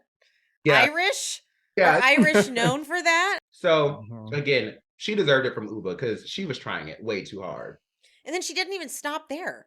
Then like Ubah starts making her point, and she's like, maybe the way you guys communicate here is different, because, and she just says, in Africa, and Brynn under her breath mutters, oh, it's not about Africa. Ubah is, the way she screams at her. like we're bringing continents into it. It's like, okay, girl. Right. Yeah, bullshit. Jenna does eventually just apologize because she's like, "Look, it is an expression, and I didn't mean any offense to it, and I also now I understand the Team Erin thing, so like that gets nice and resolved." But Ubah, I almost started crying when Ubah started crying because she was like, none of you stood up for me. And then she gives all these examples of when she stood up for them, even in moments that maybe like didn't make her the most popular. And she cries and says, I'm just so tired of being nice to people and having no one have my back. And then Erin got up. She finally gave her like a nice hug and a squeeze. And she was like, she needed to get this out. And you could tell she did. Like she changed after she finally like released, because that's the part I think that even got her the most. It's like, I'm always defending what I think is right, and none of you guys could do that for me.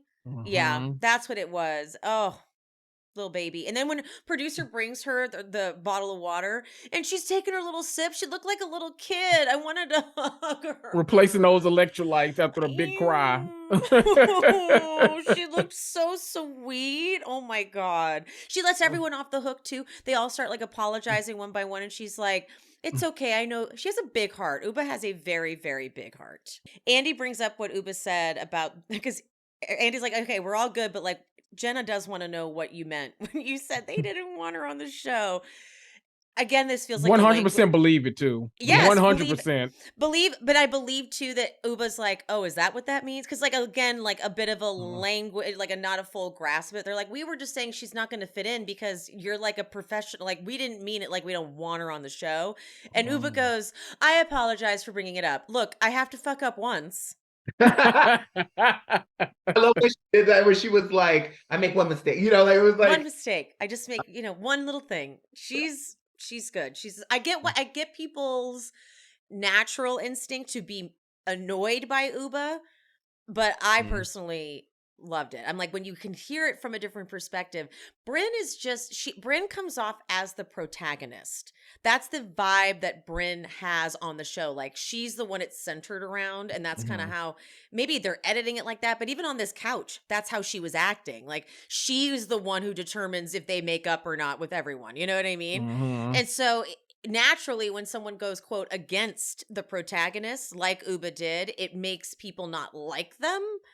But it's just kind of like beginner's viewing. Ubah was my hero. Right, exactly. First time watching The Housewives, a reboot at that. I was team Ubah this entire time. I feel like everything she said had legs. Everything she said was valid. And I'm actually of the other belief. I don't think there was much language barrier with what they said about Jenna. Ooh. I don't think they wanted her. You remember, there are times when like a big housewife will go away and then come back on the show. This always happens. Like they always do that thing where like, we don't need her. We're doing just fine without her. We don't need her on this show. Why does she need to be here?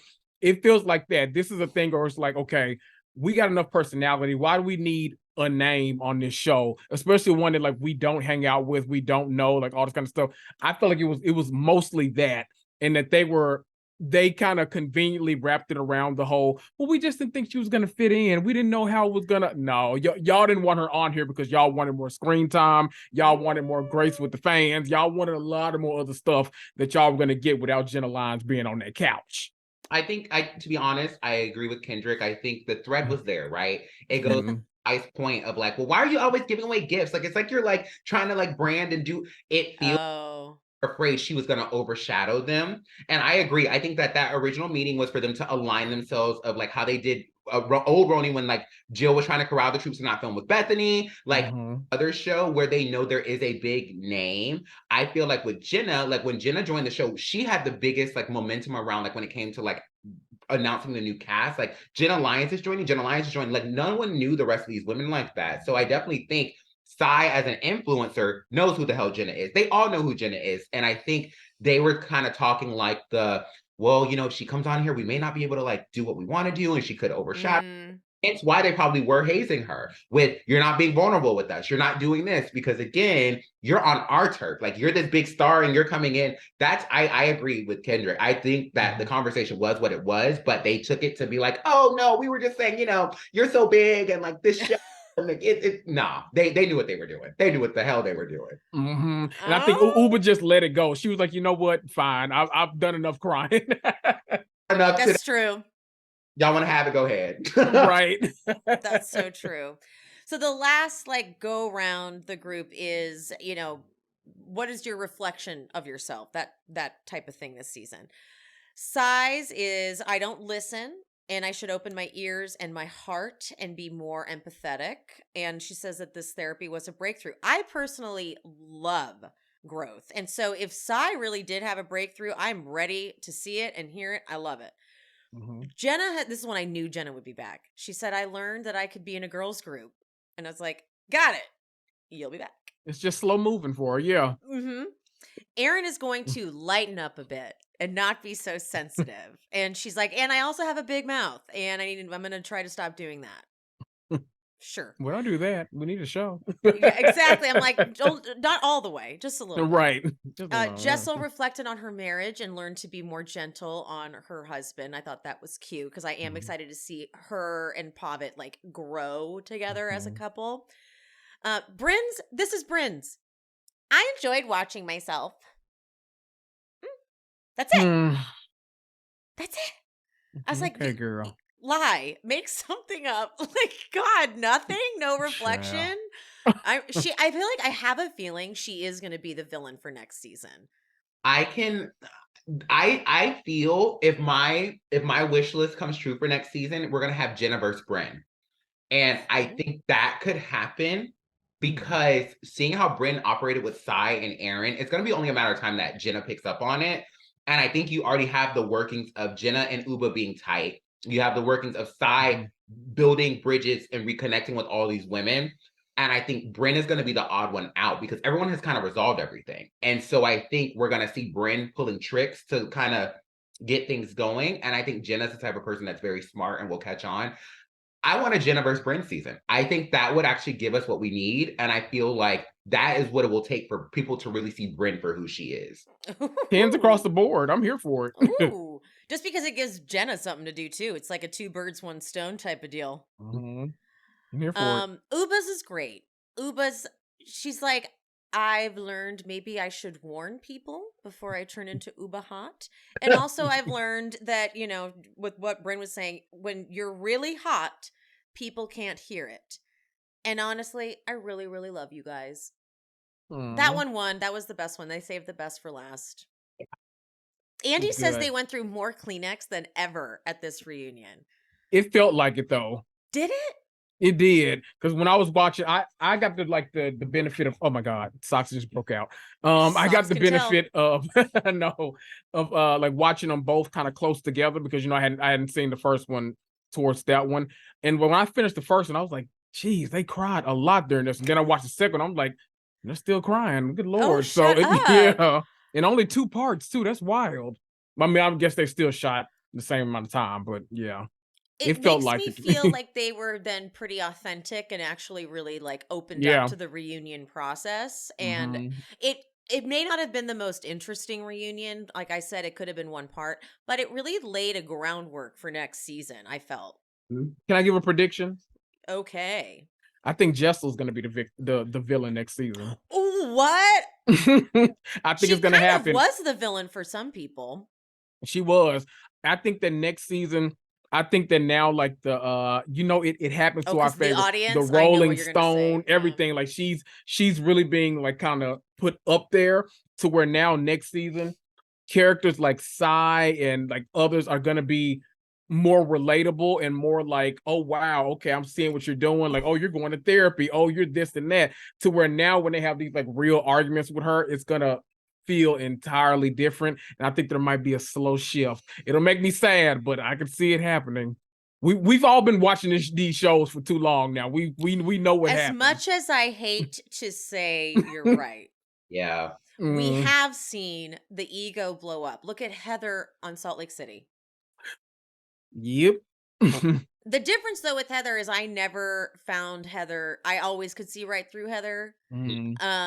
I am liking Heather a lot this current season though, which is confusing as well. But you are correct in that Jessel's had a lot of press. The Rolling Stone was huge. So it's possible. Oh yeah. It's possible. I hope you're wrong though. I know. I hope I'm wrong, but I hope we've that all been Jessel's watching so long. I'm like, I hope she's one of those people that's like incapable of getting like that. Like she's just too, not dumb, but like too naive or something maybe, because I don't want that.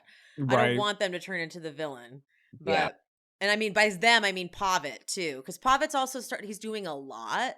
Yeah. And I don't want him to do too much because I am worried he's going that direction where he's doing a lot. Right. You know? It's like, just, Kendrick, you might be right. I mean, I hate it. I hate it. I feel like, Emily, the thing that it also speaks to is like Jessel's kind of like non-awareness of how she can come off, like even with her talking about her past. And I feel like, for example, remember back in old RHONY days where I think it was Alex's husband had did like the interview and they all had an issue with it. And they were like, Simon, why did you talk about us in this article? I feel like that's gonna be the same thing with Jessel, where she's like, well, they asked me questions. So, I just had to be honest. And, this is where we are. I definitely see that happening, but I also see the Brynn thing too. Like if they pick up cameras now, we will see. They need to. BravoCon is happening. So I'm sure something's gonna be captured at BravoCon. And then I think rolling after that, we're gonna start to see that momentum. But I kind of think Brynn and Jessel are probably on our top list for villains next season. Because everyone else, I think Erin really had a shell shock season and she will sigh the same. Jenna's gonna be out of her shell. Ubah will keep being Ubah because I don't really think there needs to be true change. Like she just needs to kind of, Ubah hot, check every now and then. Jessel and Brynn that we have to watch for. And it's gonna be really interesting to see where we end up with them. So agreed. On that note. Thank you guys. This is a long one. Oh, this was a juicy, good one. Thank you guys so much. Brandon, can you tell the people where they can follow you, find you, see your work, etc.? Of course. On Instagram at b.good. The E is silent. And then on my website, brandongoodwrites.com. I post like what events I have coming up, what workshops I'm teaching, all that good juicy stuff. So my DMs are open. I am single. So if anyone would like to slide in, the holidays are coming. So yes. And Kendrick, why don't you do it too while we're here? Of course. And you can always find Brandon on my podcast. He's there all the time. Yes, he's there all the time. We talk about all the things. We talk House Spies, we talk Marvel, we talk everything in between. So he's always a good time on there. Y'all always love the episodes, so go check those out. I am Reality and Comics 2 with Kendrick Tucker. Go listen to it. Find Instagram. I haven't been posting much, but I'm about to get back into it. Reality Comics 2, TOO. Come for the podcast, stay for the memes. I love it, guys. Thank you guys so much. Great season, RHONY. Thank you, Kendrick, for joining me on this season as well. Another success. Love you guys. Mean it. And we'll see you next time. Bye. Thank you so much for watching and for listening to She Speaks Bravo with Emily Hanks. If you haven't already, would you mind leaving a 5-star rating and review on whatever platform you listen? That would be amazing. And if you're watching on YouTube, make sure you are subscribed and hit that bell so you don't miss an episode. And if you're looking for more content, more exclusive bonus content, check out the Patreon. I post 2 exclusive episodes a month, and I'm covering just the Bravo jams, like classic RHONY, Atlanta, and of course Vanderpump Rules. If you just want to support the show, head to buymeacoffee.com/SheSpeaksBravo and buy me a coffee or 2 or 5. We also have merch available at SheSpeaksBravo.com. And if you're interested in hearing my takes on non-Bravo shows, check out my new podcast, She Speaks It All. I cover The Challenge, Drag Race, and any other show I'm obsessed with that's not Bravo. She Speaks It All is available everywhere you get your podcasts, just like this show. Make sure you're following me on the social medias. I am She Speaks Bravo across all platforms. Thank you so much for any support you give the show, even if it's just listening. Appreciate you, love you, mean it. I'll see you soon.